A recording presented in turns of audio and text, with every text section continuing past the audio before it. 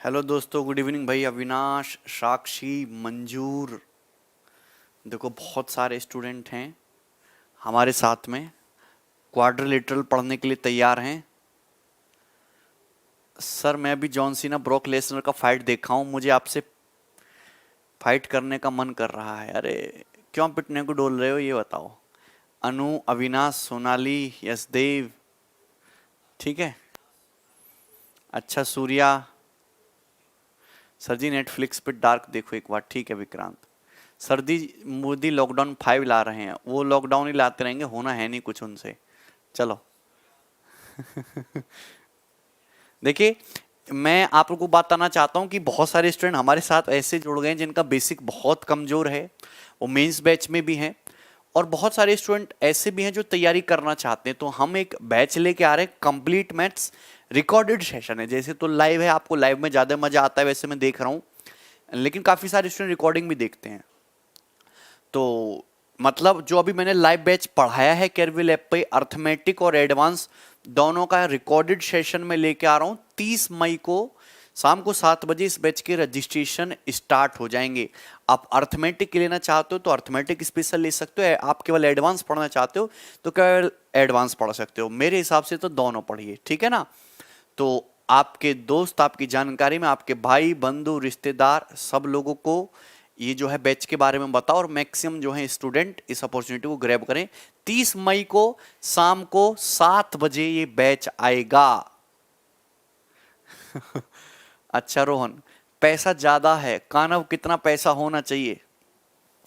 मुझे तो लग रहा है तुम्हारी सैलरी भी ज्यादा होगी ऑफिसर के बाद, 4,000 सैलरी होनी चाहिए। दाल रोटी तो चाहिए, बताओ काहे 60,000 सैलरी मांग रहे हो? 4,000 सैलरी मांगो, 15 लोगों को सरकारी नौकरी लग जाएगी। तो यार ज्यादा कम कुछ नहीं होता, समझे कि ना।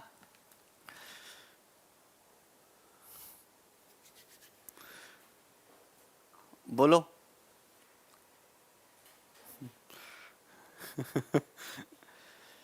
1,000 रुपए में पूरा मैथमेटिक्स पढ़ रहे हो तो इससे ज्यादा क्या चाहिए बताइए।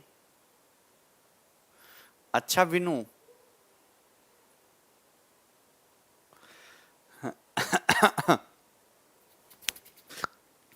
चलो स्टार्ट करो। हाँ आपके सामने है सवाल नंबर 15, बनाइए। एक ऐसा क्वेश्चन है जो एग्जामिनर को कठिन पेपर बनाना होगा तभी सवाल देगा, ठीक है। अबे 2,500 रुपए में 25,000 का कंटेंट वसूल चुके हो, अब तो शर्म करो थोड़ी सी।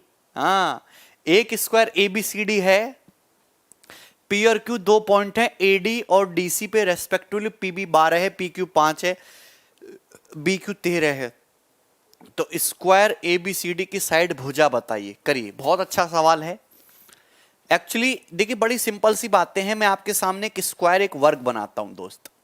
तो मैंने आपके सामने एक स्क्वायर बनाया है ए बी सी डी, इस तरीके से बना लेते, कोई फर्क नहीं पड़ता अपने को, ठीक।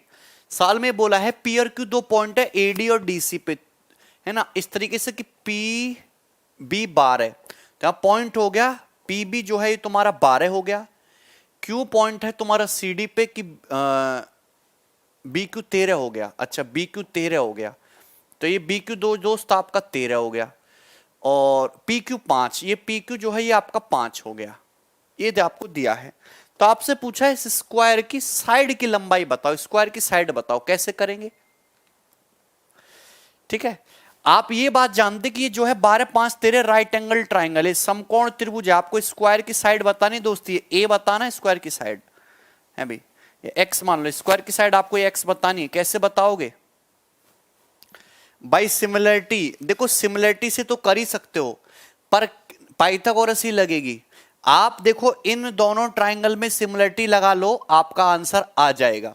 पर क्या मैंने आपको यार जनरल फॉर्म नहीं बताई थी यार, तुम सब भूल जाते हो, क्या फायदा हुआ? जब मैंने आपको कांग्रेसी पढ़ाया था तो क्या मैंने आपको जनरल फॉर्म नहीं सिखाई थी, है भाई, कि अगर एक स्क्वायर है इस तरीके से ए बी सी डी, और अगर उसके अंदर कोई ट्राइंगल बना हुआ है इस तरीके से मेरे दोस्त, इस तरीके से कोई ट्राइंगल बना हुआ है डी ई एफ, और इस ट्राइंगल की जो साइड है ये ए बी और सी है, तो स्क्वायर की जो साइड है वो x निकालने का डायरेक्ट शॉर्टकट बता नहीं था।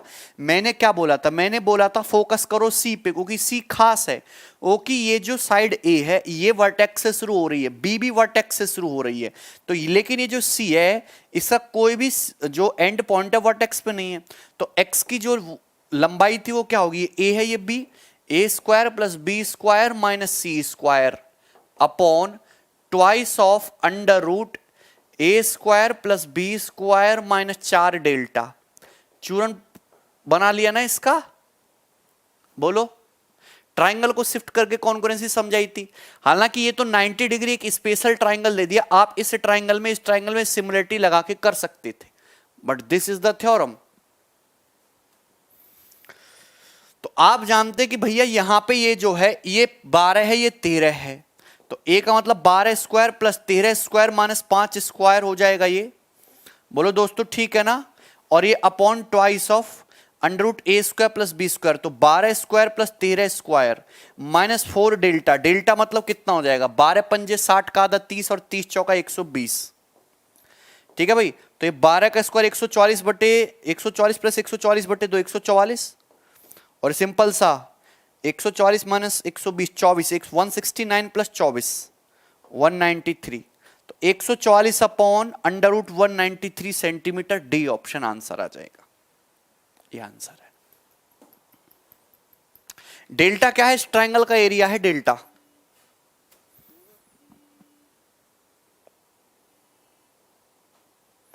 बोलो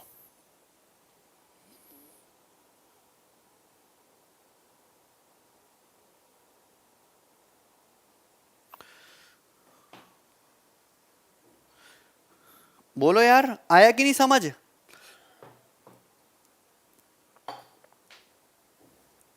क्लियर है ना। आनंद ब्लॉक नहीं हो भाई, क्यों नहीं अवेलेबल होगा। दिनेश बिल्कुल अवेलेबल होगा। आगे चलते हैं, चलो ये वाला सवाल बताओ, ये वाला सवाल बताइए। देखिए कितना प्यारा सवाल है, बहुत मजेदार, बता दो जल्दी से।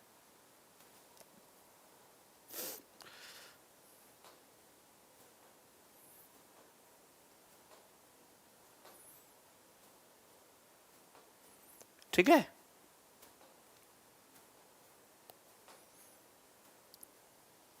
बी ऑप्शन सोच समझ के बताइए। दिए गए चित्र में ये एबीसीडी की स्क्वायर है, पी पॉइंट है एडी पर, क्यू पॉइंट है बीसी पर। एपी 25, एपी किधर है 25, पीडी 15 है। तो आपको सवाल में दिया है कि एपी की लंबाई 25 है और पीडी आपका 15 है। ठीक है दोस्त, और आपसे क्या दिया है, और ए क्यू क्यू बी 3:2। अच्छा ये रेशियो दिया ए की से क्यू बी का, ए क्यू क्यू बी 3:2। आपसे क्या पूछा है, ट्राइंगल बीसीआर का एरिया, शेडेड एरिया आपसे पूछा है। तो मैं सवाल को बड़ा कर दे रहा हूं, बताइए शेडेड एरिया कितना आएगा, what is the value of shaded area. आप ये जानते कि जो एपी है ये 25 हो गया है भाई दोस्त, और आप ये भी जान रहे हैं कि जो पीडी 15 हो गया, मतलब स्क्वायर की साइड कितनी होगी यार, 40 हो गई। स्क्वायर की साइड कितनी होगी, 40। तो मुझे ये ट्राइंगल चाहिए, तो ये साइड जो है ये 40 है स्क्वायर की। अच्छा दोस्त, और आप जानते हैं ए क्यू से क्यू बी का रेशियो, ये जो रेशियो है ये 3:2 है। ये रेशियो ना दोस्त ये 3:2 है। बताइए कैसे करेंगे।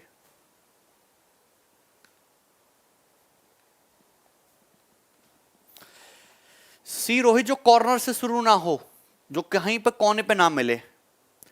अब आप ये जानते हैं कि मुझे शेडेड एरिया बताना, एक टाइप का ट्राइंगल है। अब इस ट्राइंगल का बेस तो पता है, अगर सामने वाले वर्टेक्स से हाइट पता लग जाए तो बस जीवन का मजा आ जाए। ये हाइट ट्राइंगल की पता लग जाए तो सॉल्व। तो मैं हमेशा कहता हूं कि भैया अगर आपको ये निकालना है तो यहां से एक पैरेलल लाइन इसके ऊपर उठा दो, पैरेलल लाइन, ये दोनों पैरेलल को की बन जाएगी क्रॉस फिगर। और क्रॉस फिगर मैं तुम्हें इतनी बार बता चुका हूं, पता नहीं कितनी बार बता चुका हूं।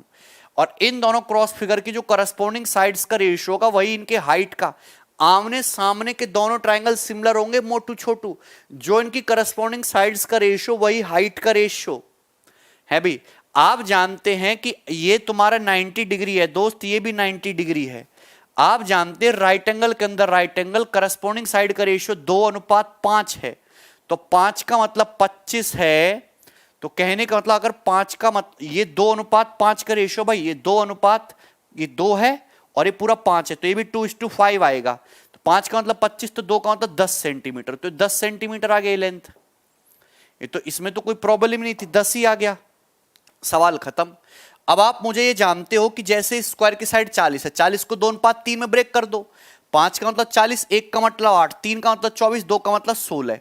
तो यार ये कितना आ गया तुम्हारा, 16 आ गया ना। ये तो 16 सेंटीमीटर आ गई लेंथ। अरे यार 40 को 3:2 ब्रेक कर देंगे, 24 सेंटीमीटर 16। तो आप ये जानते हैं मेरे दोस्त कि आमने सामने के दोनों ट्राइंगल सिमिलर हैं, इनकी करस्पॉन्डिंग साइड का रेशियो कितना है, 4:1। अगर इनकी करस्पॉन्डिंग साइड का रेशियो 40, 10, 4:1 है, तो इन दोनों ट्राइंगल की हाइट का रेशियो भी ना 4:1 होगा। इन दोनों ट्राइंगल की हाइट का रेशियो भी ना 4:1 होगा। बताइए, 4:1 होगा। तो आप ये बताइए टोटल कितना है, 4 + 1 5 है भाई। यहां तक सही कर रहे हैं क्या हम? हाँ 5। तो 5 का मतलब 16 सेंटीमीटर आ गया। तो ये 5 का मतलब कितना आ गया, 16 सेंटीमीटर। तो 4 का मतलब कितना आ गया, 64/5। तो ये ट्राइंगल की हाइट आ गई 64/5 सेंटीमीटर। मुझे नहीं लगता कि इसमें किसी दोस्त को कोई डाउट आया होगा। भैया दोनों हाइट्स का जो टोटल सम है वो 4:1 है, 16 है। तो 5 का मतलब 16, 4 का मतलब 64/5। तो आपसे खत्म सवाल। शेडेड एरिया पूछा है, 1/2 बेस कितना है 40 और हाइट कितना है 64/5।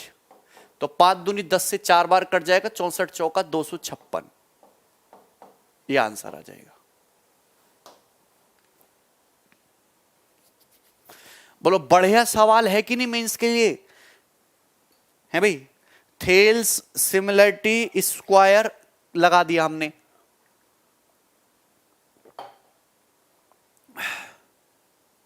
हाँ चलो आगे चलते हैं, बनाइएगा। ये तो आसान है, ये कैट का बहुत पुराना सवाल इसलिए ले दिया है। करो।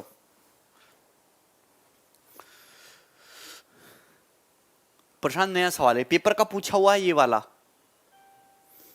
हाँ पूजा हो जाएगा माइनस करके भी।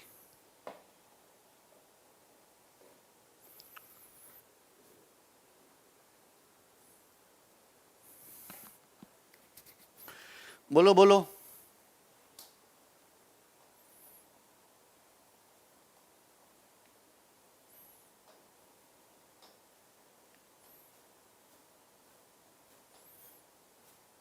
अच्छा आनंद,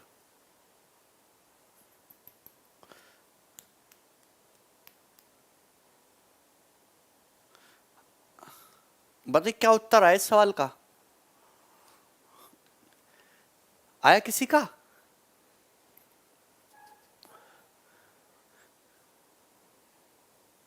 बहुत आसान सी बात है, इसमें कुछ है नहीं। Consider a square ABCD। आपके पास एक स्क्वायर है ABCD, बिल्कुल आपकी बेसिक नॉलेज चेक होगी और कुछ भी नहीं है। ठीक है, आपके पास एक स्क्वायर है ABCD, ये वर्ग हो गया स्क्वायर ABCD। ठीक है, कोई प्रॉब्लम नहीं। ABCD। अच्छा, बोला EFGH of mid points, EFGH of AB BC CD DA respectively. AB का मिड पॉइंट E है, BC का F है, CD का मिड पॉइंट G है और AD का मिड पॉइंट H है। मिड पॉइंट्स हैं भाई दोस्तों। Let L denote the line passing through F and H। तो F और H से जाने वाली जो लाइन है, इस लाइन का नाम जो है वो L है, L। Consider point P and Q on L and inside ABCD। Square के अंदर इस लाइन FH पे 2 पॉइंट P और Q हैं, such that angle APD BQC both 120। बस यही यहां पे थोड़ा सा कंसेप्ट है कि आप बताइए इस पे 2 पॉइंट लेने हैं P और Q इस तरीके से कि एंगल APD 120 हो, तो P कहां होगा और Q कहां होगा, इधर होगा 120 डिग्री। आप ये जानते कि स्क्वायर के जो डायगोनल होते हैं 90 डिग्री पे काटते हैं, 90 पे, लेकिन अपने को 120 बनाना है तो डायगोनल से इधर जाओगे वो उधर जाओगे, है ना। और ये जो है तुम्हारा BCQ, ये भी 120 हो गया, ये भी 120 डिग्री हो गया दोस्त, ये दोनों 120 हो गए। अच्छा, what the ratio of area of ABQCDP। तो ये जो ABQCDP, तो ये जो डमरू टाइप का बन गया ना, इस डमरू के एरिया है भाई, ये डमरू का area to the remaining area inside ABCD, और रिमेनिंग एरिया का रेशियो बताना है, डमरू और रिमेनिंग का रेशियो बताना है। करिए जरा सवाल, बोलो।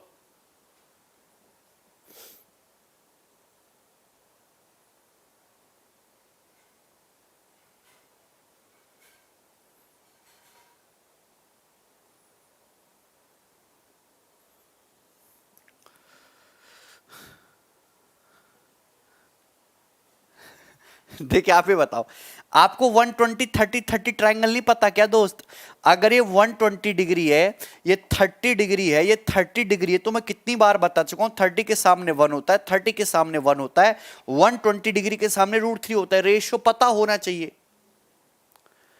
यार, इसमें कुछ भी नहीं है। आप ये बताओ, ये दोनों इक्वल इक्वल हैं, ये दोनों इक्वल इक्वल हैं यार। अगर ये साइड 1 है, ये साइड 1 है, तो ये तुम्हारा √3 नहीं होगा? अरे बोलते क्यों नहीं हो यार, √3 होगा कि नहीं होगा? बस सवाल खत्म। मतलब अगर स्क्वायर की साइड √3 है, तो स्क्वायर का एरिया हो जाएगा √3 का स्क्वायर 3, और उसमें से मैं इन दोनों ट्राइंगल का एरिया घटा दूं, इन दोनों ट्राइंगल का एरिया ट्वाइस इंटू 1/2, 1/2, दो ट्राइंगल है ना, ये 1 गुणा 1, और बीच के एंगल का साइन 120 √3/2, यही है।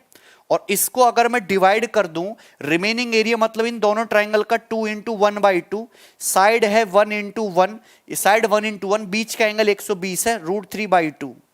तो आप ये जानते हैं कि जब आप 3 को इससे डिवाइड करेंगे तो √3 से 3 √3 कट जाएगा, 2 ऊपर पहुंचेगा, 2 √3, और ये पूरा कैंसल आउट होना जाना था, -1, ये आंसर बनेगा बी ऑप्शन। तो यार एक लाइन का तो सवाल था।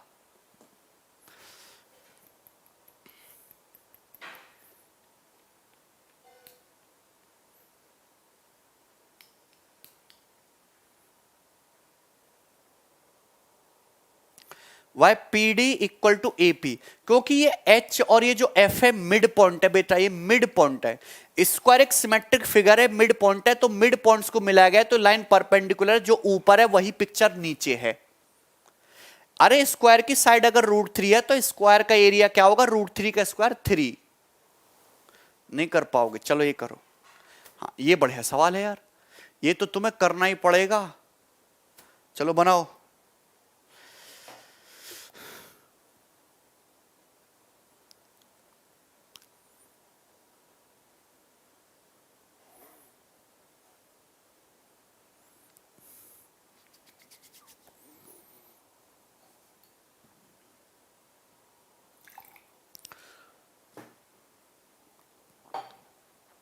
दिए गए चित्र ट्राइंगल ABC में AB 12, AC 16, BC 20, मतलब ये राइट एंगल है। M जो है मिड पॉइंट है, MAED एक वर्ग है, ओके। MD रेखा, ये MD AC को F पे काट रहा है, शेडेड एरिया बताना है। मैं थोड़ा सा बड़ा कर दे रहा हूं क्वेश्चन को दोस्त, मैं आपको थोड़ा सा बड़ा करके दिखा रहा हूं। ये बहुत आसान और बहुत इंटरेस्टिंग क्वेश्चन है। बस आप ऐसे समझो कि ये आपके सामने, पहली बात तो ये एक ट्राइंगल की तरह देखिए कि ये आपके पास एक ट्राइंगल है ABC, जिसमें साइड 12 है, ये साइड 16 है, तो ये साइड BC 20 हो जाएगा। कितना हो जाएगा दोस्त, 20 हो जाएगा ना, 20। और आप ये जानते कि M मिड पॉइंट है, तो M मिड पॉइंट हो जाएगा, मतलब ये जो BM है भाई, ये तुम्हारा 10 हो जाएगा, और ये जो MC है ये भी 10 हो जाएगा। अब ये 12 16 20 देख रहे हो, ये राइट एंगल हो गया 90, तो ये 90 हाइपोटेनस के मिड पॉइंट के, मतलब ये मीडियन, तो ये भी 10 हो गया। मतलब स्क्वायर की साइड 10 आ गई। स्क्वायर की साइड दोस्त कितनी आ गई, 10 आ गई। तो स्क्वायर की साइड 10 आ गई, मुझे ये एरिया बताना है, कैसे निकालेंगे बताइए। आप ये जानते हो कि अगर मुझे इस स्क्वायर की साइड ही पता चल गई, 10 राइट एंगल है, मिड पॉइंट से वर्टेक्स को मिला रहे हो, तो इस स्क्वायर के एरिया में से ये ट्राइंगल का एरिया घटा देना है। तो मेरा जो टारगेट है, जो जीवन का मकसद है, इस ट्राइंगल AMF का एरिया निकालना है।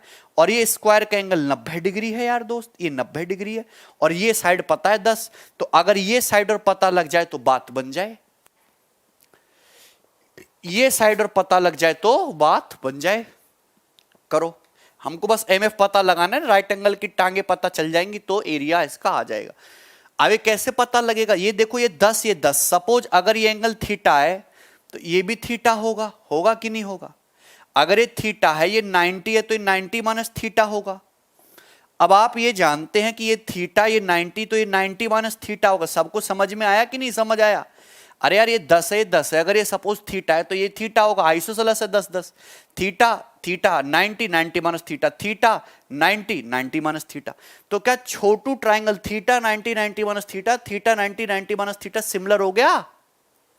छोटू ट्राइंगल में थीटा के सामने एमएफ है, मोटू ट्राइंगल में थीटा के सामने 12 है।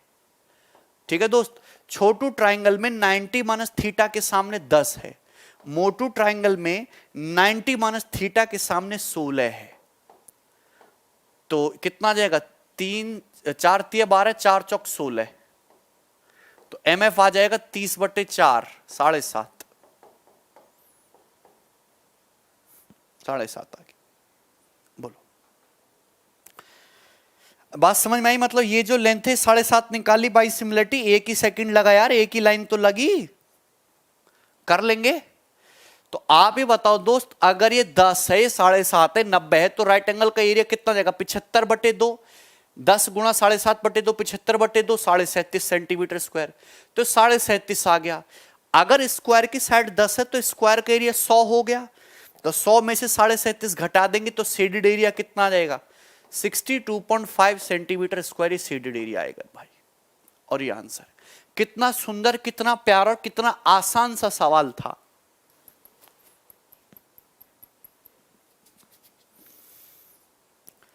पाइथागोरस से कैसे निकालेंगे बताओ यार,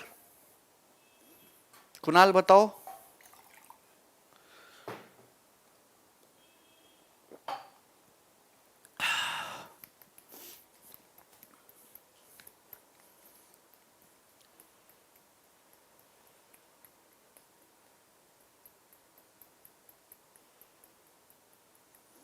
चलो आगे चलते हैं यार। 10-16 से यार, ये राइट एंगल, ये वाला एंगल है भाई, ये वाला राइट एंगल है, ये पूरा राइट एंगल थोड़ना है। चलो आगे चलो, पता नहीं क्या कह रहे हैं। ये जो है अच्छा खत्म होने वाला है स्क्वायर। तो देखो बड़े सुंदर सुंदर सवाल है स्क्वायर में, नए आसान जैसे सवाल पेपर में बन सकते हैं। प्रीवियस ईयर भी मैंने सारे ले लिए हैं, ये बनाइएगा। आज गंजा हो गया मैं सर, घर पे ट्रिम कर लिया, वेरी गुड।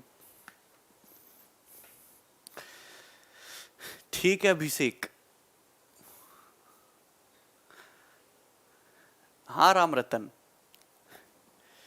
देग चित्र में ए बी सी डी वर्ग है।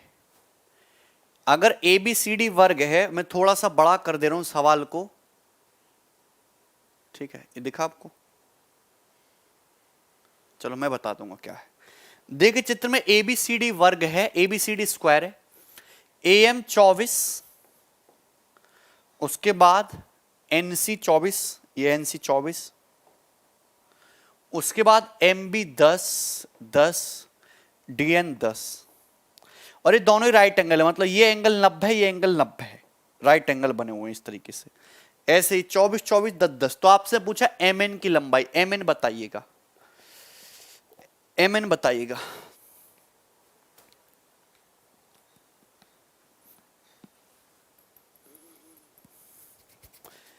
A B C D square है, इस साइड पे बना दिया 24 10 और ये बना दिया 24 10। एम एन बताना है आपको, तो कैसे करेंगे नीरज बताओ। अरे वाह टी वाह,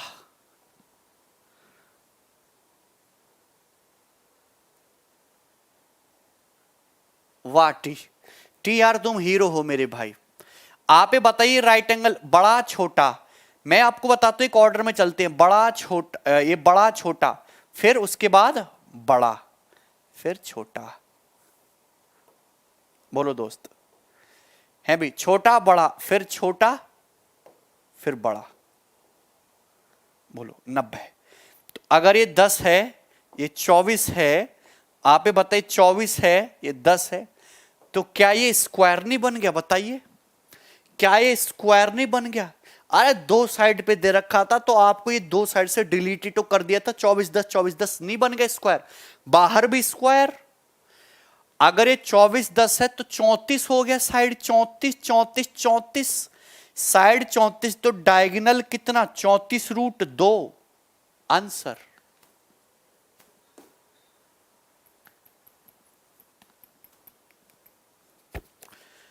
तो भैया आप इस तरीके की चीजें सीखो। ये सवाल कंप्लीट फिगर को इनकम्प्लीट कर देते डिलीट करके। आप तो सोचने की कोशिश करो यार। बोलो बात समझ में आ रही है?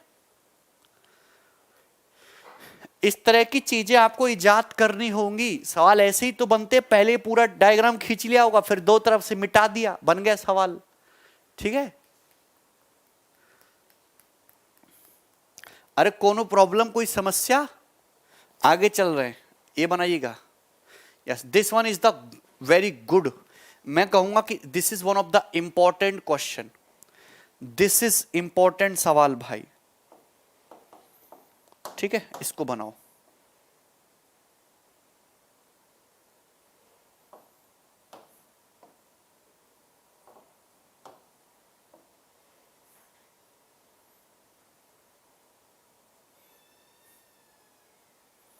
बताइए, वेरी वेरी इंपॉर्टेंट क्वेश्चन।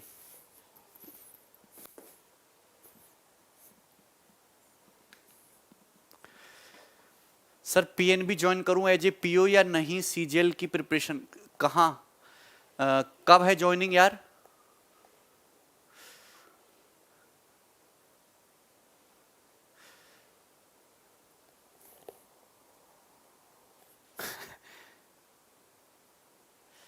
भैया बनाना ही सिखा रहे हैं विजय। दिए गए चित्र में ए बी सी डी एक वर्ग है, तब छायांकित मतलब शेडेड और अनशेडेड का रेशियो बताना है। शेडेड और अनशेडेड का रेशियो बताना है। चलो ये बताइए। इस पॉइंट को ई मान लेते हैं, ई मान लेते हैं। बनाओ चलो।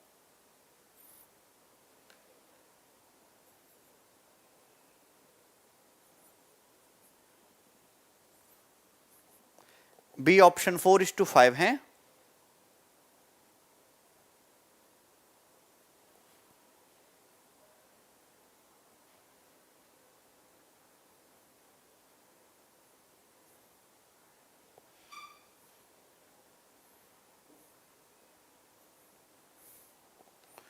ठीक है, चलो बनाओ जल्दी से। एक्सटर्नल पॉइंट से टेंजेंट की लेंथ सेम, बिल्कुल सही कह रहे हो। देखो ध्यान से सुनिए, इस सवाल को करने के वैसे तरीके बहुत सारे हैं। सबसे पहले आप मुझे यहां पे रेशियो बताओ। सबसे पहले आप मुझे बताओ कि ईडी और ये स्क्वायर की साइड बीसी का रेशियो बताओ। सबसे पहले आप ये बताइएगा, तो ये मुझे अच्छा लगेगा। ये बताओ। तो आप मुझे एक बात बताओ, ध्यान से सुनना। जैसे सपोज स्क्वायर की साइड एक्स है, या मैं ये कहता हूं कि मैंने स्क्वायर की साइड को 1 मान लिया। क्या मान लिया दोस्त? सबसे बढ़िया जुगाड़ है। स्क्वायर की साइड को मैंने 1 मान लिया। अगर स्क्वायर की साइड 1 है तो पॉइंट बी से ये सर्कल है, तो यहां इसको टच कर रहा है ये 1, तो यहां इस पॉइंट पे टच करेगा तो ये भी क्या हो जाएगा दोस्त? 1।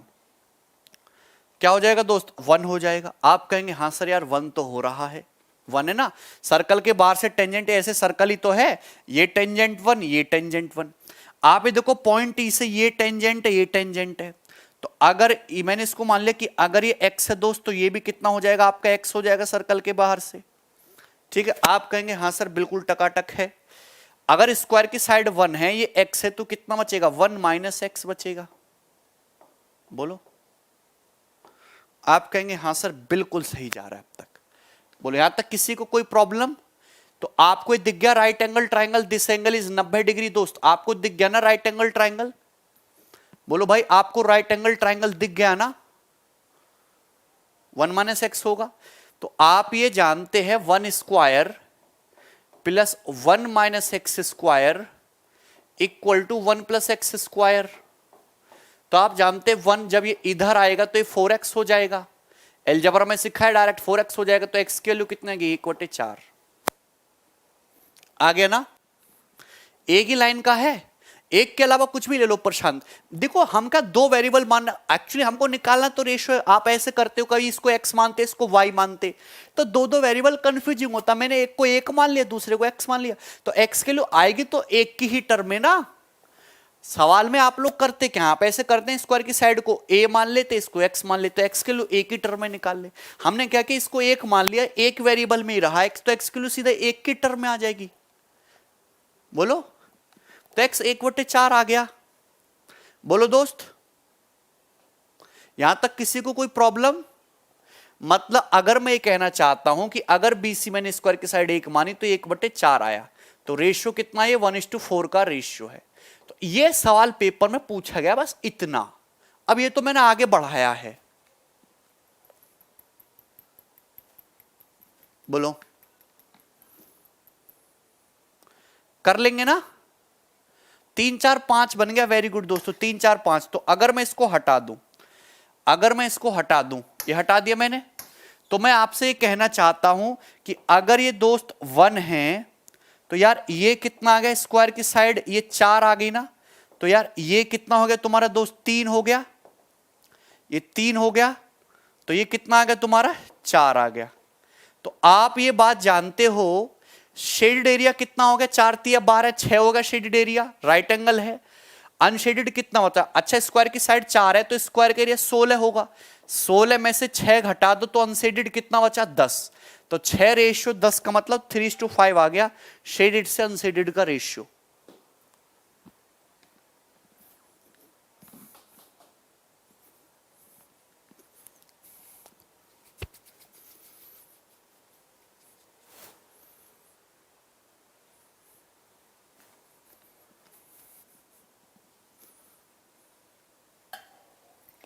हाँ, ट्रिपेजियम भी बनना है। बिल्कुल सही कह रहे हो, ट्रिपेजियम भी बनना है।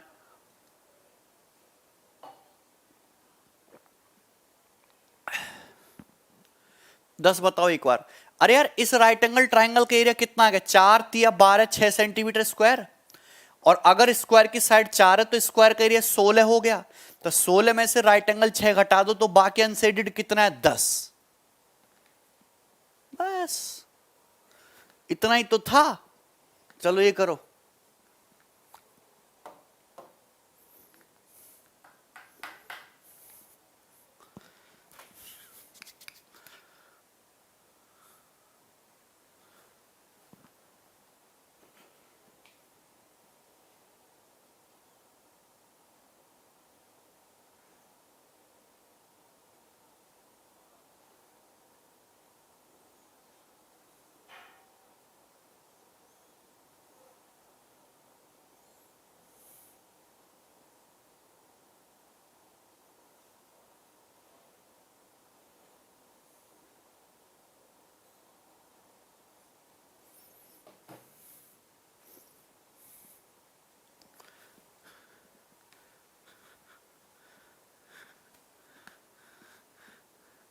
बिल्कुल दिनकर, ये बताइए इसका उत्तर क्या आएगा? दे गए चित्र में दो वर्ग P Q R S R U T V हैं। P Q R S की साइड 36 है। ओके, बिंदु V जो है भुजा SR पर है। छायांकित रीजन बताइए। ओके भैया, करो।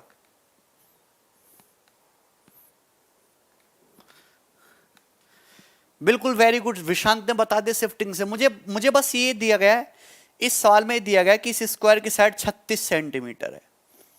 अगर दोस्त इस स्क्वायर की साइड 36 सेंटीमीटर है, अब ये दे रखा है कि ये एक स्क्वायर है, ये एक स्क्वायर है। अब ये जो स्क्वायर है ये कुछ भी नहीं बताया गया, स्क्वायर कितना बड़ा है कितना छोटा है, कहां पे है कहां पे नहीं है।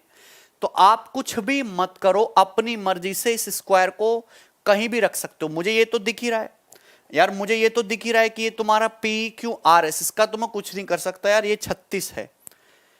अब आप ये बताइए इस स्क्वायर को, ये RVT, मुझे पता ही नहीं टी पॉइंट कहां है, तो टी को स्क्वायर को छोटा छोटा छोटा छोटा छोटा छोटा छोटा छोटा छोटा करके मैंने डिलीट ही कर दिया।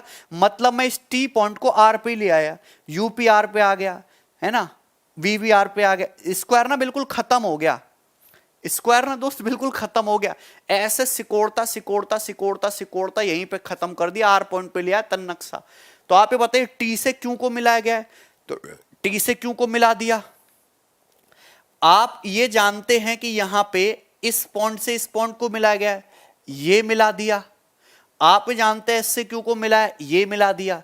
तो अब ये वाला एरिया शेडेड हो जाएगा। ये क्या है 36 स्क्वायर 1296 का आधा 600 है भाई, 36 दे रखिए ना, 1296 का आधा 648 होगा ना।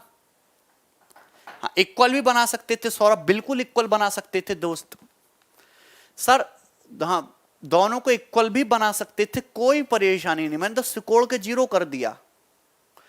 गार्गी अगर किसी सवाल में किसी फिगर की डायमेंशन लेंथ दिया ही ना हो, मुझे ये पता है 36 में इसको नहीं छेड़ सकता, अगर ये दे देता कि ये 5 है, ये 6 है, ये 7 है, कुछ ऐसा दे देता तो नहीं कर सकते थे। लेकिन इस स्क्वायर के बारे में कुछ भी नहीं बोला गया कितना बड़ा है कितना छोटा, कितना भी बड़ा ले लो, इतना बड़ा ले लो, चाहे इतना छोटा ले लो, चाहे लो ही मत, यहां जीरो बना लो।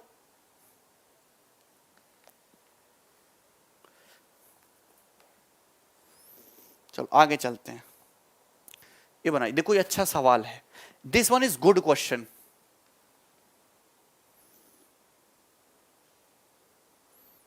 Good question.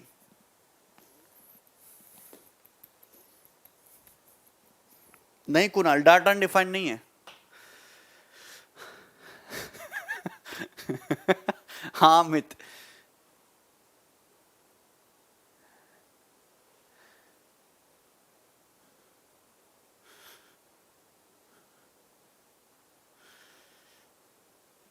नीरज ज्वाइन कर लो,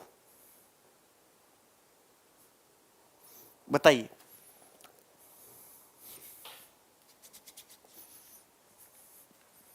शिफ्टिंग के अलावा कोई और अप्रोच, शिफ्टिंग के अलावा अगर आपको अप्रोच जाननी है तो आप ये जाने, आप यहां से टी से आर को मिला दीजिए, तो ये ट्रिपेजियम बन जाएगा कि ये भी 45 पे, ये भी 45 पे, ये 45 पे, ये 45 पे, तो ट्रिपेजियम बन जाएगा कि नहीं। और जब ट्रिपेजियम बन जाएगा तो बस लगा दीजिए जुगाड़ पानी, ठीक है ना, पैरेलल करके ना रेशियो बना लीजिए ट्राइंगल्स का। पी क्यू आर एस एक वर्ग है, बहुत अच्छा सवाल है। पी क्यू आर एस एक वर्ग है जिसका क्षेत्रफल 1664 है। ए बी सी डी भुजाओं पर इस प्रकार है कि पी सी बराबर, आप ये जानते हैं पी सी बराबर बी क्यू, जो पी सी है वो बी क्यू है, वो ए आर है और वो डी एस है। तो आपको इस बात का भी अंदाजा हो गया होगा कि जो सी क्यू है वही बी आर बचेगा, वही ए एस होगा, वही डी पी होगा। अल्टरनेट ऑर्डर में मामला इक्वल चल रहा है। 5 क्यू बी 3 आर के बराबर है, मतलब क्यू बी से बी आर का जो रेशियो है ना दोस्त वो 3:5 है। शेडेड छाया रहित, what is the area of unshaded region. यार वर्ड देख लो दोस्तों, आपको अनशेडेड बताना है, अनशेडेड हटाओ शेडेड ही बताओ। क्या फर्जी लिख दिया, शेडेड बताओ, छाया छाया भाग का बताओ, करो। जनरल में भी सेम आएगा कुमार। देखो पहले देखो कि क्यों भी बी आर है कहां, मतलब ये 3:5 है, अगर ये 3 है तो ये 5 है, ठीक है बनाओ।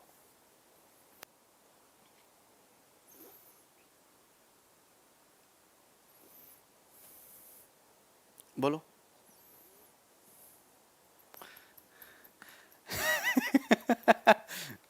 अच्छा आनंद।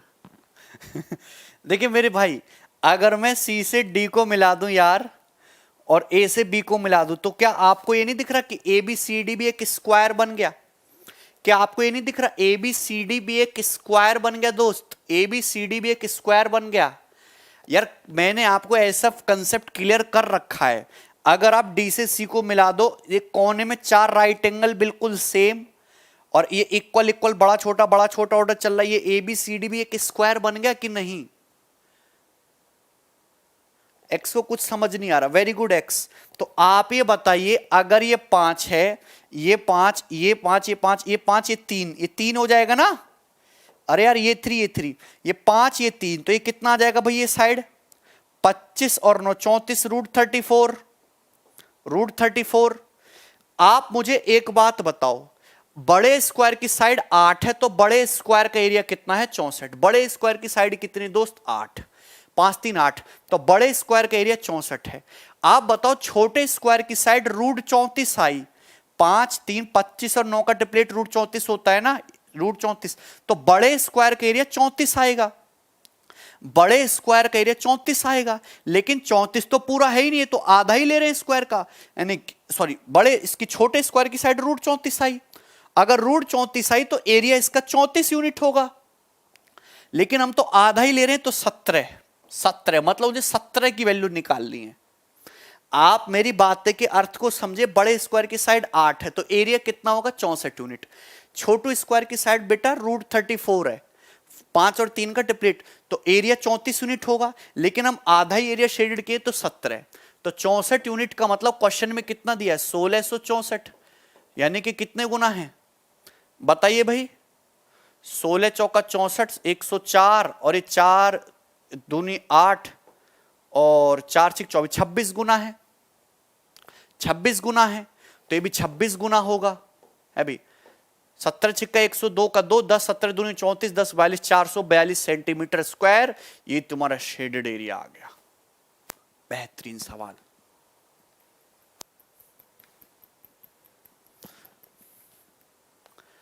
क्या आपको समझ में आया? एन के कह रहे हैं धीरे से बताओ, धीरे से बताएंगे तो कुछ और ही समझ लोगे।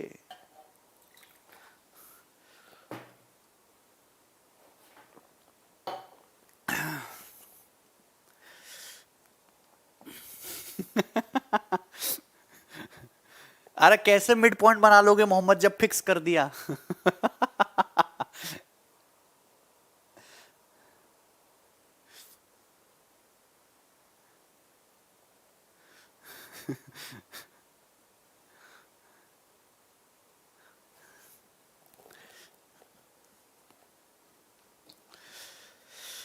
अरे यार तुम नहीं सुधरोगे ना।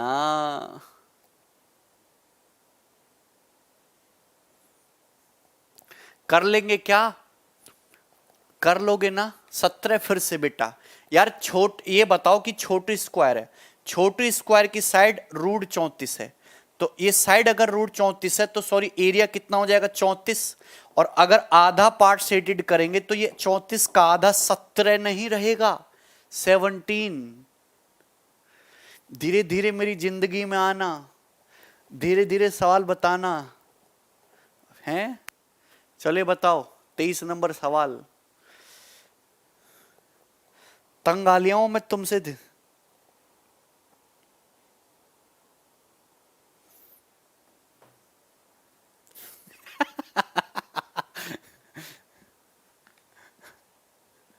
अरे 3:5 दिया है दोस्त दिया। अरे कैसे खून चूस रहे हो, बोतल में भर के दे देता हूं, हैं पाइप लगा के पीते रहना। ये बताओ, बहुत आसान बहुत बढ़िया यूनिक सवाल है अपने आप में।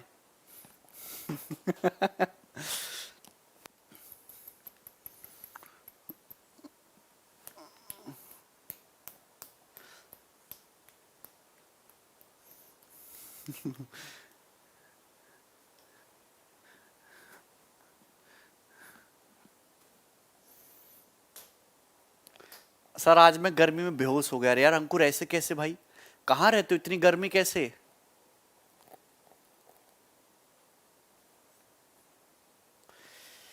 देखिए आप मुझे एक बात बताइए, ये एबीसीडी एक स्क्वायर है भाई, यानी पी क्यू आर एस एक स्क्वायर है। अब उसका ये डायगोनल खींचा क्यों है, दो राइट एंगल बन गए, दोनों सेम राइट एंगल है, ये ए बना दिए बी बना दिया, शेडेड ए से बी का रेशियो पूछा है। तो पहली बात तो जानते हैं कि ए बड़ा होगा बी छोटा, तो ए बड़ा होगा बी छोटा, तो यार एक ही आंसर आ सकता है। अच्छा ये बड़ा होगा ना ये छोटा होगा, तो ये तीनों आंसर तो है नहीं, ये आंसर होना चाहिए। फिर कुछ करना ही नहीं था इस सवाल में।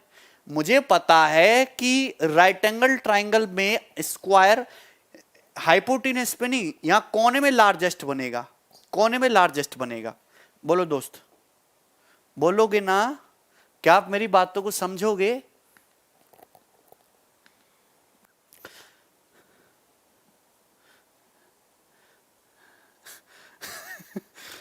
अच्छा आप मुझे बताओ यार, अगर आपको ये करना ही है सवाल, तो आप जैसे इसका तो आराम से निकाल लोगे, लंबाई गुणा चौड़ाई बटे लंबाई प्लस चौड़ाई, इसकी प्रॉब्लम है। तो सामने वाले वर्टेक्स से यहां से परपेंडिकुलर डालोगे ना, तो आप ये बात समझ रहे हो कि ये तो वैसे डायगोनल का ही आधा हो गया। तो मैं क्या करता हूं, मैं स्क्वायर की साइड को √2 मान लेता हूं दोस्त। मैं क्या करता हूं, मैं स्क्वायर की साइड को क्या मान लेता हूं, √2 मान लेता हूं। तो ये डायगोनल कितना आ जाएगा, 2√2। डायगोनल कितना आ जाएगा, 2√2 है भाई, 2√2। डायगोनल कितना आ जाएगा, 2√2। अगर ये 2√2 है तो ये 2√2 डायगोनल ये भी होगा पूरा, लेकिन ये 2√2 का आधा √2 हो जाएगा। तो एक्चुअली में अगर स्क्वायर ए की साइड देखो, अगर मैं इसकी साइड देखूं तो ये तो पता है √2 into √2 upon √2 plus √2 L B into H upon B plus H, तो ये तो 1/2 आ गई।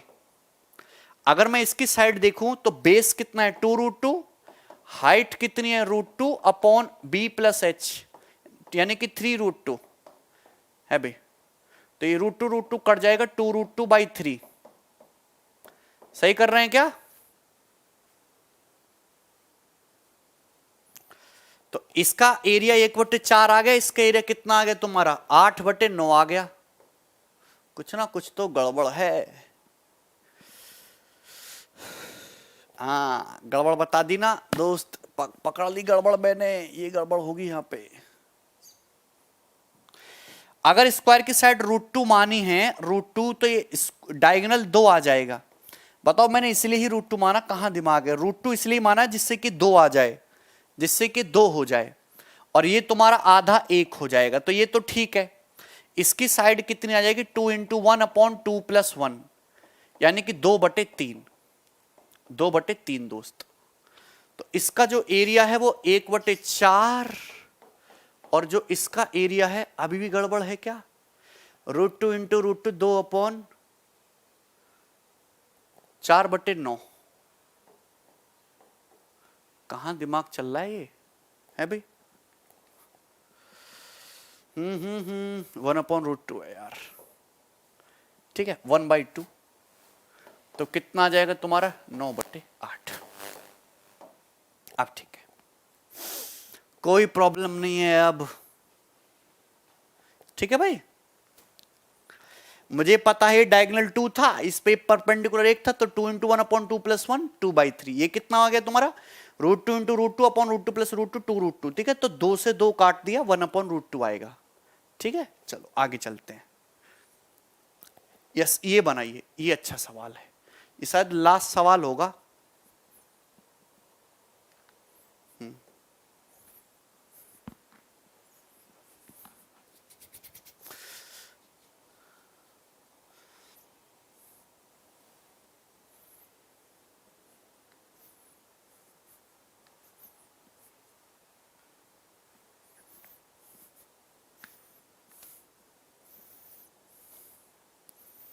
अरे अरे यार, तुम सुधरते तो हो ना, अब बस देखने में बड़ा लग रहा, करने में नहीं है।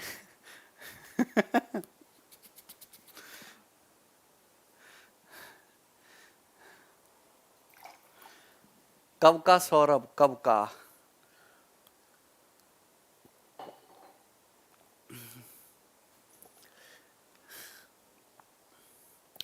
पंकज कह रहे हैं गरीबों का कोई नहीं है। सही बात है पंकज।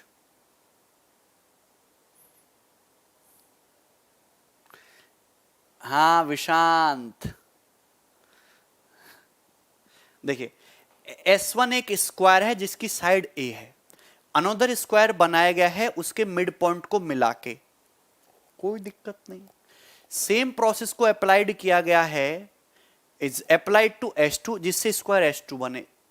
फिर अनदर टू, यहां पे S3 आएगा, सॉरी, S3 के मिड पॉइंट को मिला के फिर बनाया गया S4, so on. A1 A2 A3 B, the P1 P2 B3, अच्छा A1 A2 A3 B areas, यहां लिख लो, सॉल्व में तो टाइपिंग एरर है, areas P1 P2 P3 P the perimeter of S1 S2 S3 respectively. तो आपको ratio बताना है P1 P2 P3 upon A1 plus A2 plus A3 dot dot dot. यार ये सवाल तो बहुत आसान है। मैं आपसे कहना चाहता हूं कि एक स्क्वायर है S1, ये एक स्क्वायर हो गया दोस्त। इस स्क्वायर की जो साइड है यार वो ए है। इस स्क्वायर की साइड कितनी है दोस्त? ए है।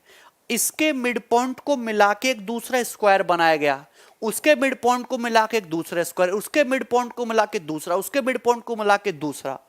तो आपसे पूछा अगर इन सभी स्क्वायर के पेरीमीटर हैं P1 P2 P3, A1 A2 A1 A3 area है, तो ये रेशियो बताइए। अब देखो एरिया वाला कंसेप्ट तो बड़े डिटेल में बताया है कि नहीं? अगर आप यहां इसके मिड पॉइंट को मिला के एक नया स्क्वायर बनाओगे तो बताइए एरिया क्या होगा दोस्त? एरिया आधा होता चला जाता है ना। अरे भैया एरिया आधा हो जाएगा।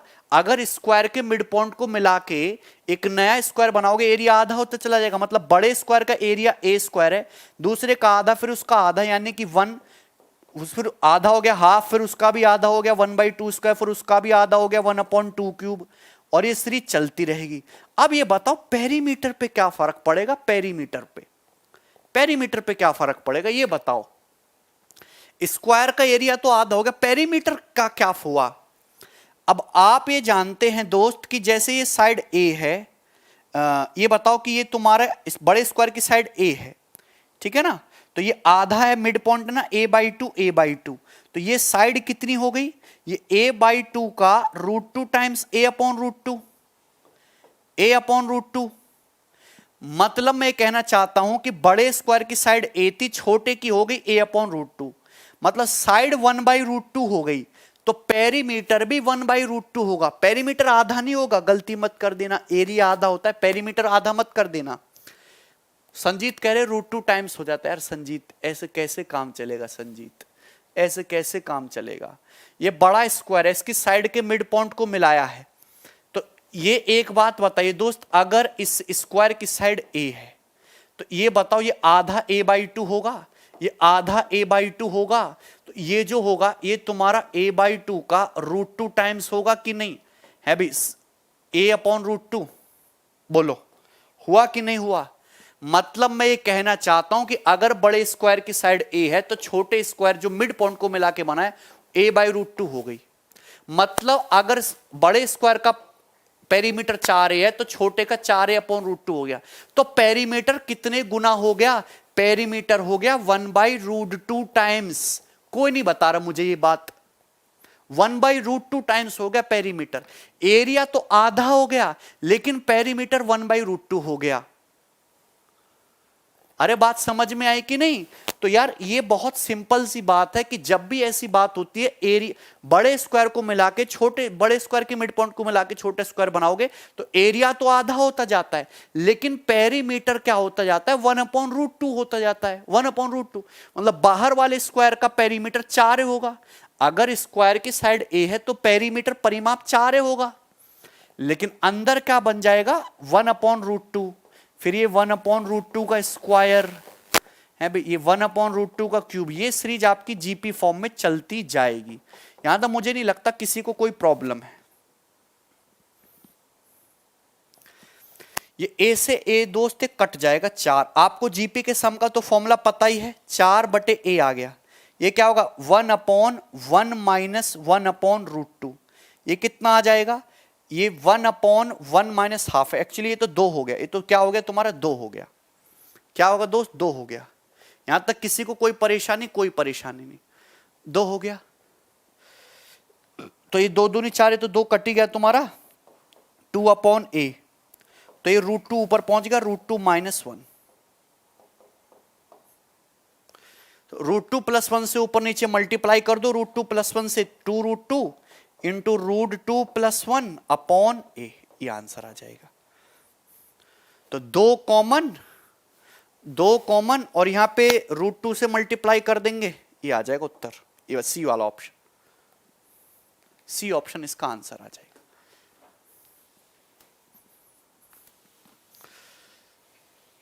तुमसे ही तो किया अमित कंपटीशन है भी। 2 अंदर छोड़ो, √2 अंदर घुसा दो, √2 इंटू √2 2 आ जाएगा, √2 इंटू 1 √2 आ जाएगा। क्लियर है?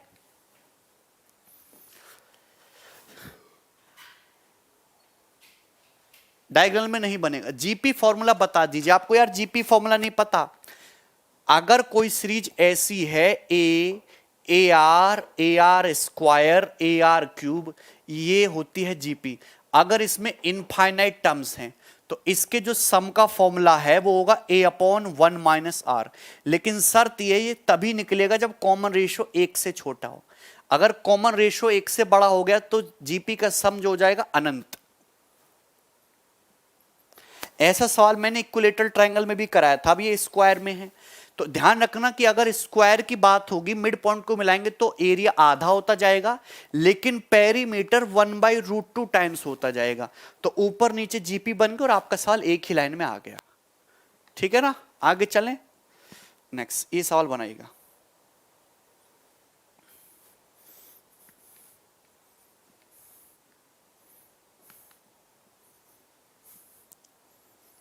सौरभ पेरीमीटर क्या होता है? अगर स्क्वायर की साइड ए है तो परिमाप होता है चारों भुजाओं का सम 4a। 4a सौरभ बेटा 4a, चारों भुजाओं का a plus a plus a plus a 4a।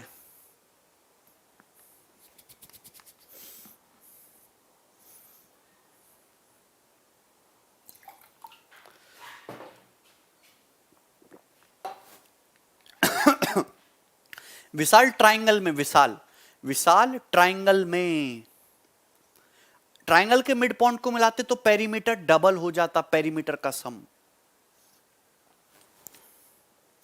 This is the important concept, this is one of the important concept.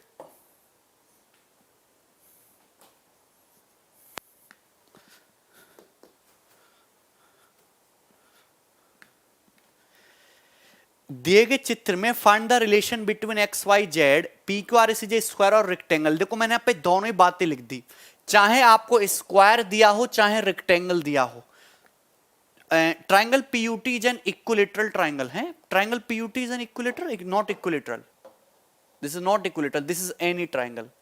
समबाहु वर्ड यहां से हटा दीजिए, समबाहु वर्ड हटा दीजिएगा, ठीक है, संभव हटा दीजिए। यहां तक दोस्त कोई बात आपको दिक्कत कर रही है तो चाहे आपको एक स्क्वायर दिया हो चाहे रेक्टेंगल दिया हो, अगर आप उसके अंदर दोस्त मेरे कोई भी ट्राइंगल बनाते हैं कैसा भी, तो ये तो ट्राइंगल बना दिया आपने। अब आप ये बताओगे कि एक ट्राइंगल बताने से 3 ट्राइंगल और क्रिएट हो गए, ये एक्स, ये वाई और ये जेड। अब ध्यान से सुनना, सभी लोग ध्यान सुनना, ये जो देखो ये जो ट्राइंगल है वाई वाला, यहां स्क्वायर के कंप्लीट साइड आ रही है। ये एक दूसरा ट्राइंगल है एक्स, यहां भी स्क्वायर की कंप्लीट साइड आ रही है। लेकिन ये केवल जेड ट्राइंगल ऐसा है जहां पूरे पे घूम लो स्क्वायर की कोई भी कंप्लीट साइड कंटेन नहीं हो रही। तो हमेशा जेड की जो वैल्यू होगी वो एक्स प्लस वाई के बराबर होगी। दिस इज ए थ्योरम, इस थ्योरम को याद रखना, इस थ्योरम को आप याद रखना। ये स्क्वायर और रेक्टेंगल दोनों के लिए ही ट्रू है, सी वाला ऑप्शन।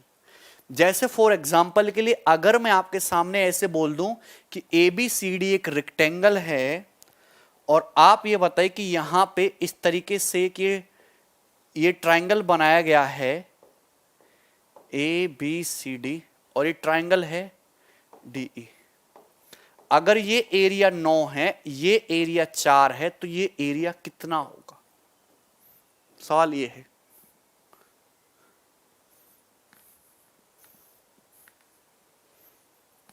हाँ, x y z Kumar areas है, x y z areas, these are areas. Vishant तेहरा क्यों बता रहे हो भाई? आप ये जान रहे हैं कि ये जो ट्राइंगल है इसमें पूरा रेक्टेंगल की साइड आ रही है, यहां भी रेक्टेंगल की साइड आ रही है, इसमें कुछ नहीं आ रहा, तो ये इसका जो सम होगा इन दोनों के बराबर होगा। मतलब अगर ये 4 है तो 5 होगा, 4 + 5 9। अब क्लियर है? हाँ आयुष, कर पाओगे सवाल ऐसा? ठीक है, गुड।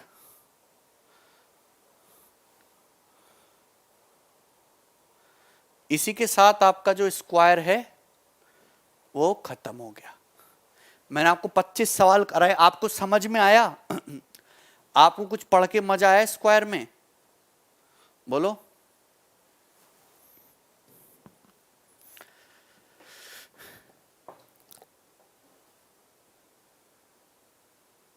साइड नहीं पूछेगा।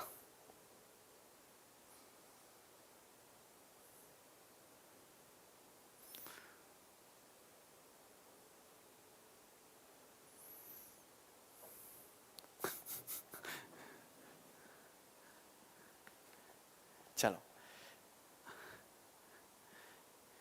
अब हम स्टार्ट करें रेक्टेंगल। प्रूफ वर्क करने की जरूरत नहीं है, ठीक है ना। रेक्टेंगल, आयत, ठीक है। अब देखिए रेक्टेंगल भी बड़ा इंपॉर्टेंट और बहुत आसान सा टॉपिक है ना, आपको समझ में मतलब आना चाहिए और इस पे सवाल बनते हैं। और रेक्टेंगल पर भी मैंने काफी क्वेश्चंस लिए हैं। पहले मैं आपको छोटी सी थ्योरी में बता देता हूं आपको शॉर्ट में। प्रूफ जयराम थीटा 90 91 थीटा मान के करिए, हो जाएगा, बहुत लेंदी है, उसकी जरूरत नहीं है। देखिए ए बी सी डी एक रेक्टेंगल है, ये इसकी लंबाई और ये चौड़ाई। तो रेक्टेंगल के चारों एंगल 90 होते हैं, बट केवल आमने सामने की साइड बराबर होती है। अगर मैं रेक्टेंगल के पेरीमीटर की बात करूं तो पेरीमीटर क्या हो जाएगा, twice of L plus B, और एरिया क्या हो जाएगा, लंबाई गुणा चौड़ाई। तो आप ये बताइए, अगर मैं इस रेक्टेंगल के डायगोनल की बात करूं, डायगोनल बीडी, तो डायगोनल बीडी जो आएगा बताओ कितना आएगा, वो under root L square plus B square होता है भाई। और डायगोनल एसी की लंबाई भी यही होगी। तो रेक्टेंगल के दोनों डायगोनल बराबर होते हैं, बोलो दोस्त ओ, ये बराबर होंगे। यहां तक क्लियर है। अब आप ये बताइए, अगर ये वाला एंगल थीटा है दोस्त, तो ये वाला एंगल थीटा होगा। अब भैया ये एल है, ये बी है, ये आइसोसेलेस तो है नहीं, एल है, ये बी है। अगर ये थीटा है तो ये कितना होगा, 90 माइनस थीटा। बोलो दोस्त, और ये कितना होगा, 90 माइनस थीटा होगा। आप ये बात जानते कि यहां आमने सामने के ट्रायंगल कॉन्ग्रुएंट होते हैं, आमने सामने के ट्रायंगल कॉन्ग्रुएंट सर्वांग बन रहे हैं, क्योंकि आप ये जानते हैं कि ये वाला जो एंगल है दोस्त वो इसके बराबर है। मतलब अगर ये थीटा है तो ये भी थीटा है, ये तो थीटा थीटा है ही, और ये 90 माइनस थीटा है, ये भी 90 माइनस थीटा है भाई। रेक्टेंगल के डायगोनल बाइसेक्ट नहीं करते, ऐसा समझो कि कहीं 45 45 होगा, 45 45 नहीं होता। और रेक्टेंगल के डायगोनल बाइसेक्ट भी करेंगे, मतलब ये चारों इक्वल होगा, है भाई। एओ बीओ सीओ डीओ ये सब बराबर होगा, और आमने सामने के ट्रायंगल कॉन्ग्रुएंट सर्वांग सम होंगे। हालांकि एरिया चारों ट्रायंगल का बराबर है, 1 2 3 4, एरिया इन चारों ट्रायंगल का बराबर है, लेकिन सर्वांग सम जो है वो केवल आमने सामने के हैं, कॉन्ग्रुएंट। दूसरी बात, ये थीटा तो ये एंगल जो ये 90 डिग्री तो है नहीं, तो बहुत सारे बच्चे समझते हैं कि ये 90 डिग्री का है। तो एक्चुअल में रेक्टेंगल के डायगोनल एक दूसरे पर को 90 डिग्री पर नहीं काटते, 90 डिग्री पर नहीं काटते रेक्टेंगल के डायगोनल। तो बहुत छोटी सी बात थी जो मैंने आपको बताई।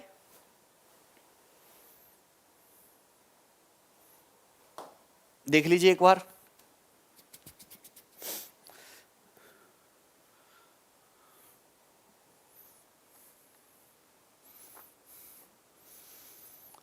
बढ़िया भाई अमित यार, दिल खुश कर दिया तुमने।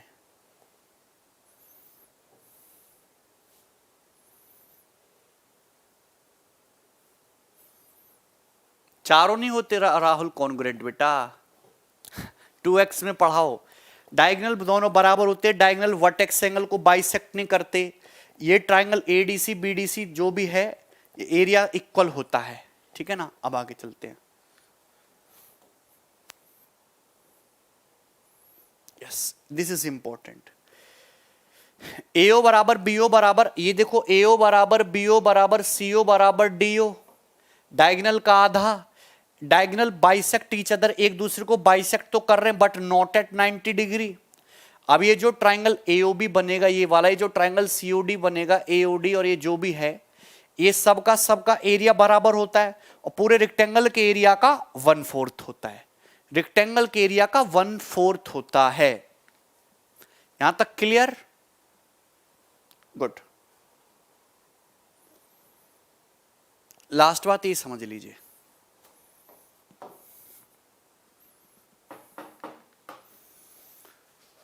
वेरी गुड सौरभ भाई, very good, proud of you.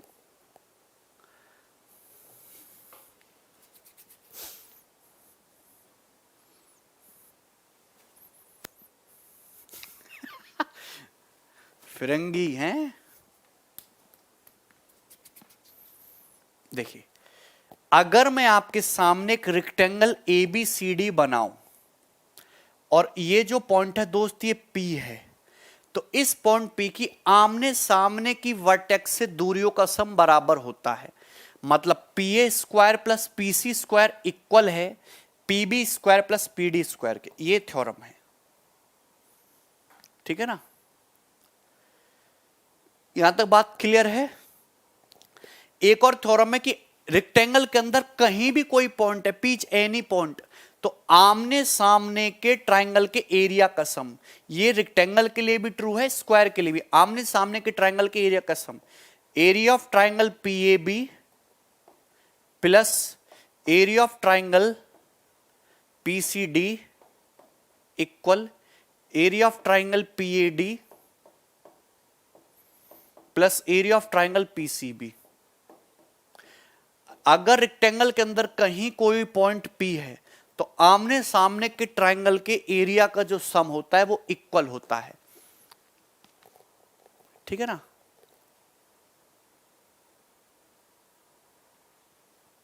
चल आगे चलते हैं।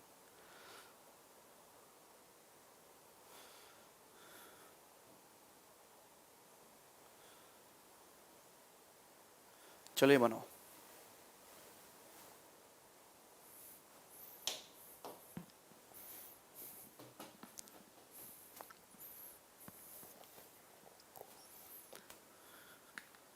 किसी भी क्वाड्रिलेटरल के लिए नहीं है कुमार, मुंह उठा के कोई भी बना दिया, ऐसा नहीं है। Yes yes Neeraj, British flag theorem is only true for rectangle and square.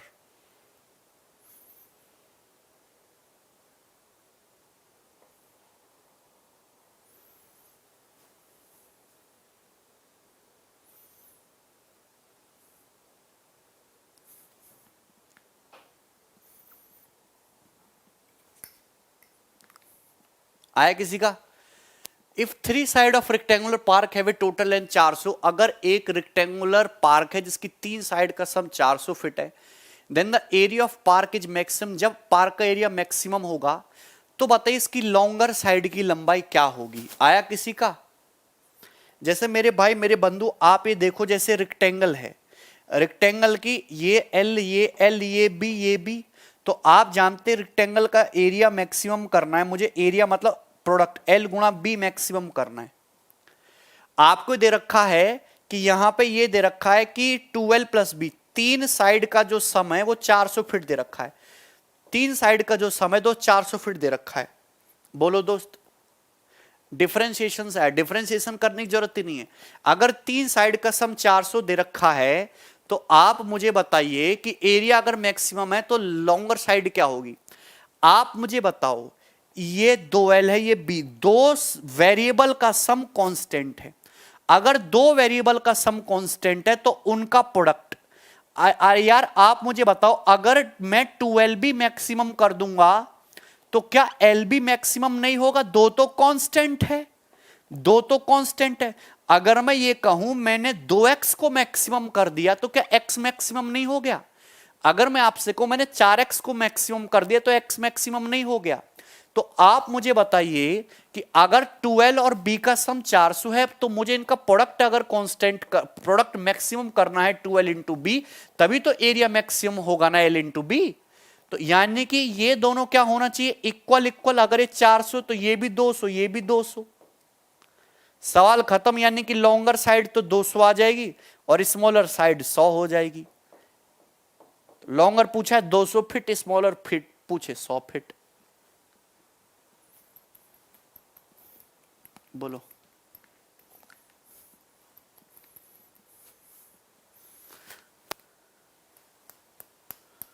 ले लो सोनू, क्या फर्क पड़ता है? हमें तो मैक्सिमम चाहे एल हो चाहे बी हो, क्या फर्क पड़ रहा है?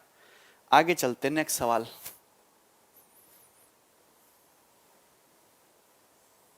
ये बनाइएगा। देखो पूछा हुआ एसएससी का पुराना सवाल, जल्दी से करिए।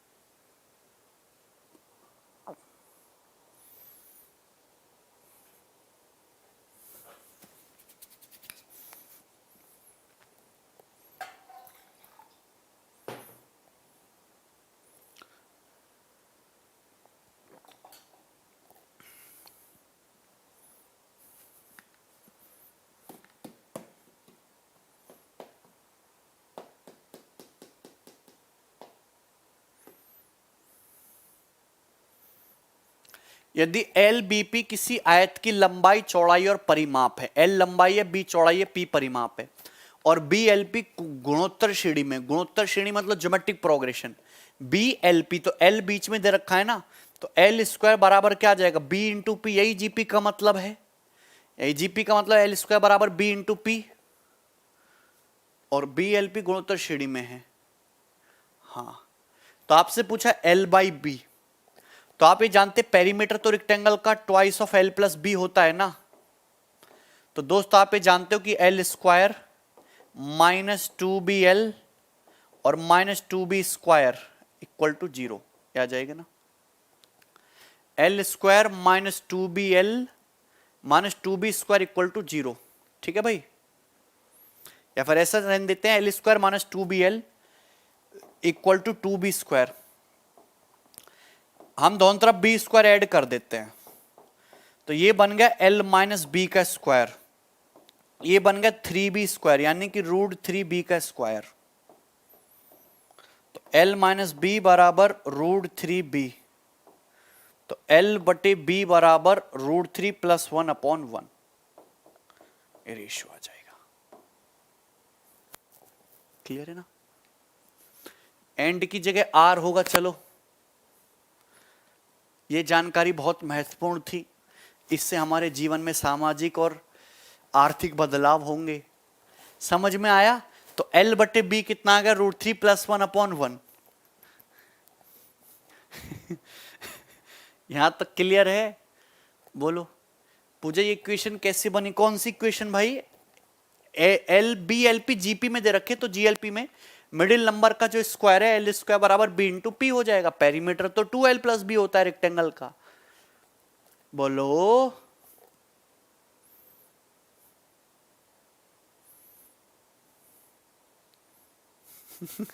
नहीं गौरव यार,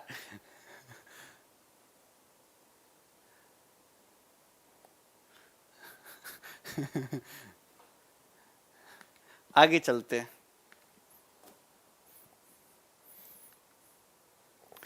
चलो ये बनाइए।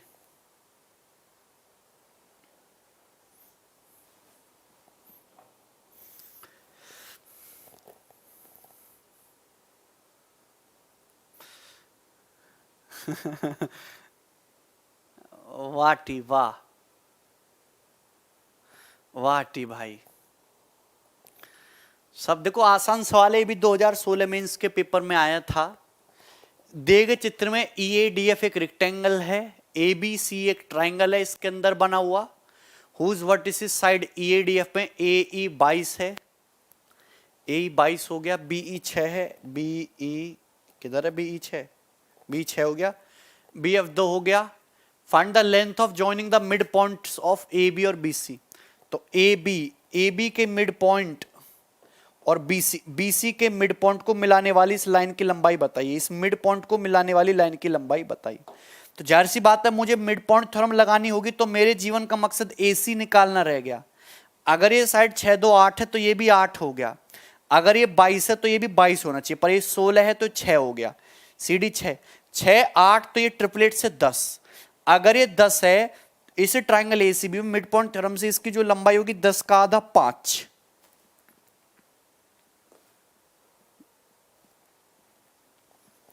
तो ऐसा नहीं कि आसान सवाल भी नहीं बताता, मैं आपको आसान भी बता रहा हूं, पेपर में ऐसा भी आएगा सवाल, और यह पूछा हुआ है। ठीक है, सब तो दे दिया था इसमें। हाँ बोलो, एक और चीज करते हैं। चलो यार, 29 नंबर हम करने की कोशिश करेंगे। ये बनाइए।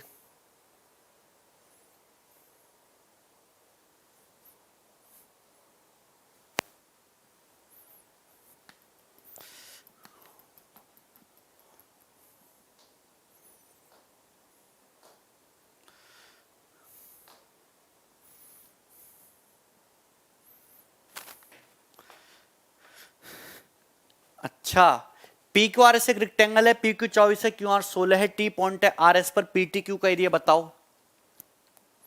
ये क्वेश्चन हमारी तौहीन है, इतना इजी बेटा, ये आया है मेंस के पेपर में एज इट इज।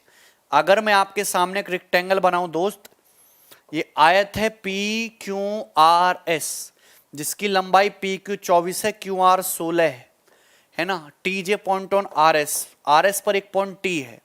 तो what the area of triangle P T Q, तो आपको इस ट्राइंगल का एरिया बताना है पी टी क्यू का, इस ट्राइंगल का एरिया बताना है। तो इस ट्राइंगल का जो भी एरिया होगा और रेक्टेंगल के एरिया का आधा होगा 1/2 24 इंटू 16 12 इंटू 16 192, ए ऑप्शन।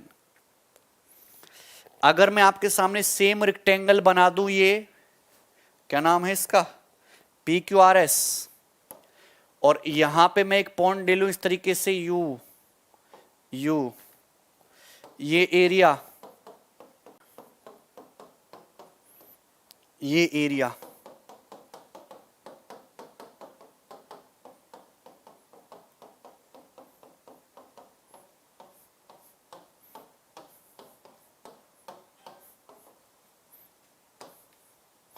ये वाला एरिया,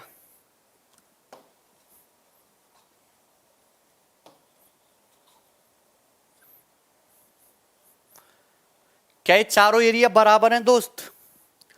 क्या ये चारों एरिया बराबर हैं दोस्त? ये बताओ,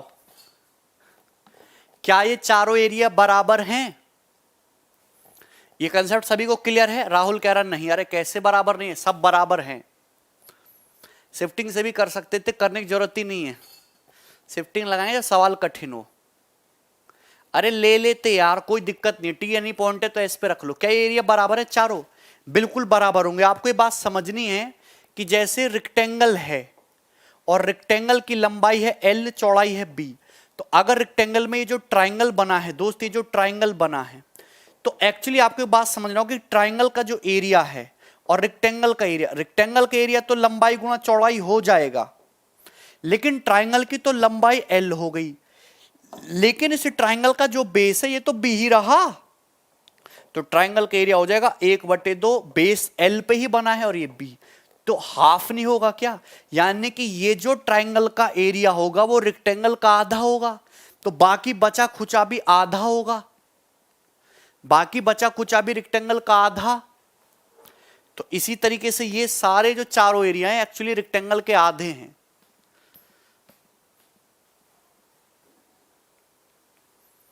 ठीक है, कोई फर्क नहीं पड़ता अंकित, कोई फर्क नहीं पड़ता, टीज एनी पॉइंट हो, बाकी बचे हुए दोनों का रेशियो अरे यार वो तो टी की पोजीशन पे डिपेंड करेगा सौरभ, तब गुस्सा क्यों रहे हो?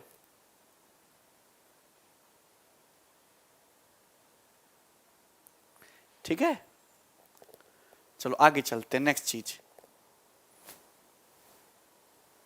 ये बनाइए दोस्त,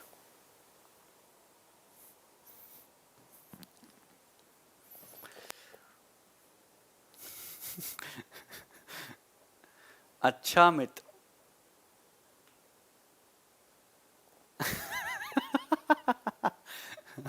अच्छा सौरभ,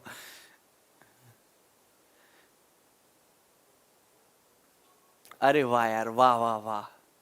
सर जी कुछ इंजेक्शन है मैथ्स का, जड़ी बूटी, हाँ, पर दिक्कत है कि वो इंजेक्शन बहुत बड़ा है, इतना बड़ा इंजेक्शन है तो 3-4 घंटा लगता है उसको इंजेक्ट करने में। ठीक है, ऊपर से इतना मोटा चोंच है उसका।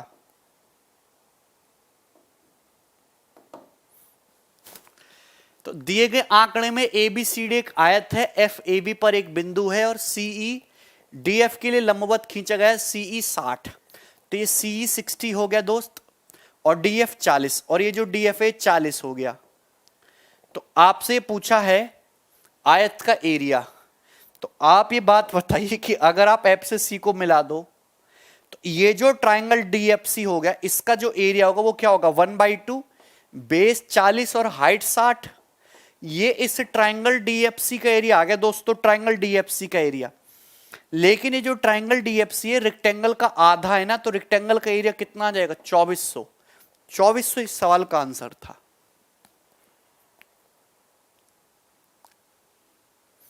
Very good Amit, very good यार,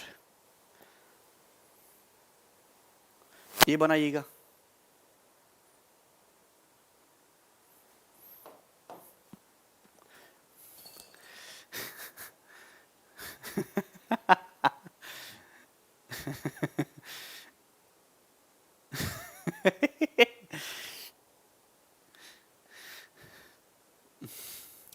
सर जी इंजेक्शन है या बंदूक, अपने अपने हिसाब से समझ लो।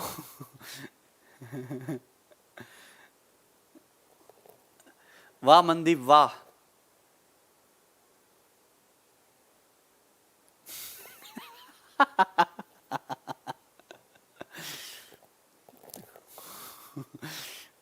बोलो जल्दी से।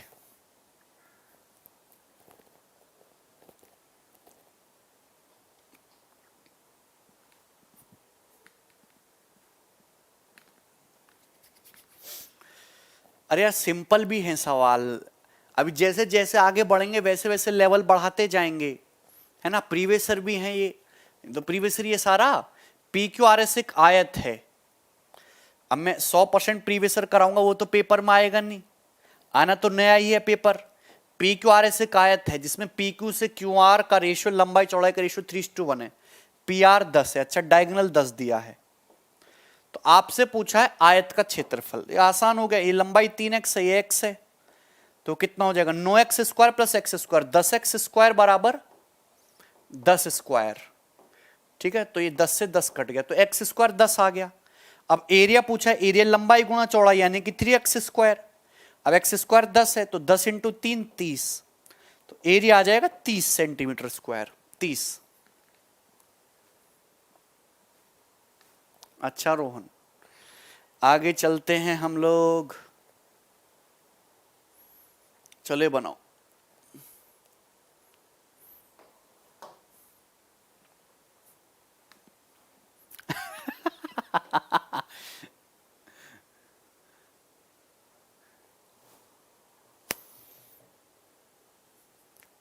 वेरी गुड पूजा।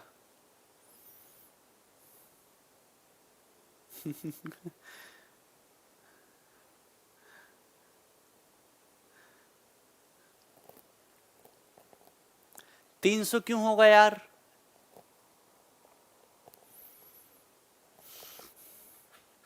स्वेट भाई वेरी गुड यार। अरे यार तुम आंसर नहीं बता रहे हो। अरे 3 × 10 30 होता है ना, कौन से स्कूल से पहाड़ा सीखे हो। दे गए चित्र में ए बी सी डी एक आयत है, डीपी 8 है, पीबी 2 है, तो डीपी 8 है, पीबी 2 है। ठीक है दोस्त, और ये 90 डिग्री है, 90 डिग्री। और ये जो है ना डीबी एक स्ट्रेट लाइन है। तो आपसे पूछा एपी की लंबाई क्या होगी, बताइए।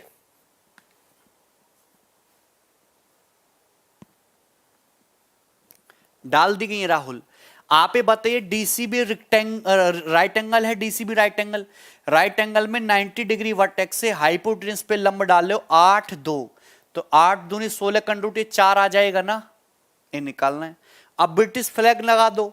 अगर रेक्टेंगल के अंदर पॉइंट पी है तो पॉइंट पी की आमने सामने से वर्टेक्स से दूरियों का sum 8² plus 2² equal to 4² plus AP²। अभी 64, 64 4 68 माइनस 16 52, AP आ जाएगा √52, 13 चौका 52, 2√13।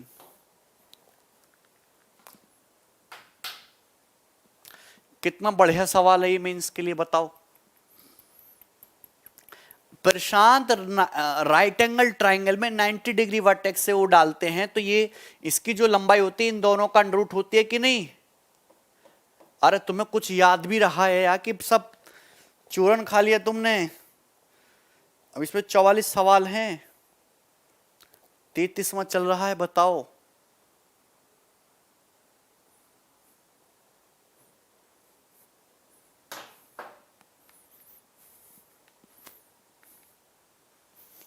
फोर्टी टू क्या आएगा मनदीप?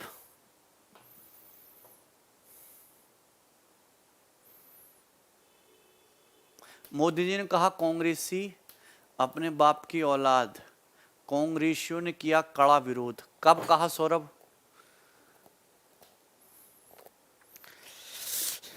मोदी जी ने कहने के अलावा करा क्या है ये बताओ, कहना ही तो आता है।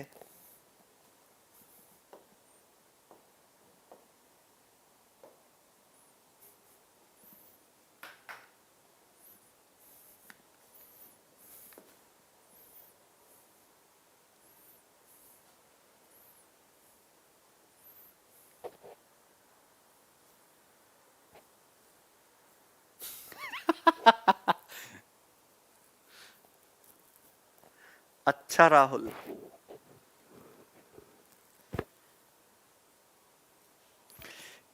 हाँ बताइए, देखो अच्छा सवाल है। The figure below has been obtained by folding a rectangle. The total area of figure as visible is 144. Actually बड़ा रेक्टेंगल था, ऐसे समझो कि ऐसे बड़ा रेक्टेंगल था, अब इसको ना फोल्ड कर दिया गया। अब ये जो सामने से जो एरिया विजिबल हो रहा है, जो टोटल एरिया सामने से विजिबल है, ये 144 है। कितना है? 144। Had the rectangle not been folded, अगर रेक्टेंगल को नहीं फोल्ड किया होता तो current overlapping part would have been a square. जो पार्ट ओवरलैप हो रहा है एक्चुअली में वो एक स्क्वायर होता। क्या होता है? कंप्लीट एक स्क्वायर बनता जिसकी ये लंबाई भी 6 होती, ये 6 है ना, 6 6 6 6 6 6 6 6 6, ये भी 6 होता है कि नहीं? रेक्टेंगल की चौड़ाई तो 6 ही है ना। तो आप ये बताइए total area original unfolded rectangle का एरिया, आप जानते कि फोल्ड करने की वजह से ये जो एरिया एक्चुअली ये ओवरलैप हो गया, ये तुम्हारा ओवरशैडो हो गया, ये एरिया गायब हो गया। तो आप ये जानते हैं कि जो ओरिजिनल रेक्टेंगल का एरिया होगा ये 6 6 36 का आधा 18 होता है ना, ये एरिया तुम्हारा डिलीट हो गया, 18 बढ़ जाएगा, यानी कि 162 आ जाएगा ओरिजिनल रेक्टेंगल का एरिया। 174 कैसे बता रहे हो आप लोग? जब आप इसको अनफोल्ड करेंगे तो ये एरिया ही तो ओरिजिनल 2 बार वो हो गया ना, ये फोल्ड गायब हो गया था। ठीक है, आगे चलते हैं। कितना लॉजिकल और आसान सा सवाल था एक ही लाइन का, कर नहीं पा रहे हो आप? चलिए बताओ, अब क्या बताओगे? कल बताना अब, ठीक है? चलो,